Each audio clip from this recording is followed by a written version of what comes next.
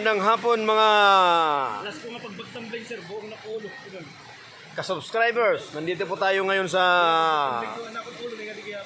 Kinabutan Falls. Ito yung kinabutan na tinatawag na nung maliit pa ako, kinabutan na to hanggang ngayon. Oh, ba? Gaano katagal?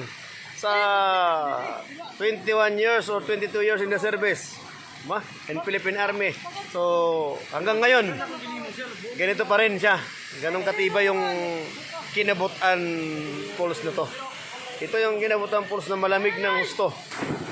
Hindi mo makaya magbabad dito sa lugar na ito. Kaya dinadayo itong lugar na ito dito. Liguan ng maganda kasi running water siya dito. Kahit naka-riban kayo dito, pwede kayong maligo dito sa area na to. Sobrang lamig dito. Hindi mo makakaya yung lamig niya dito sa lugar na to.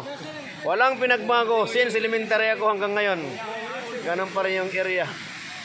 Ganon kaganda dito sa Kinabutan Falls. Dito tinatawag dito. Swimming pool to dito Kinabutan yan. Ganon kalayo siya dito. At ganito kalamig. Kahit wala kayong ice na dala dito, ilagay nyo lang yung inumin nyo dito. Mga alak, mga soft drinks sa ilalim. Lalamig yan. Ganong kaganda dito yung lugar na to dito. Welcome to the Kinabutan Swimming Pool or Kinabutan Falls.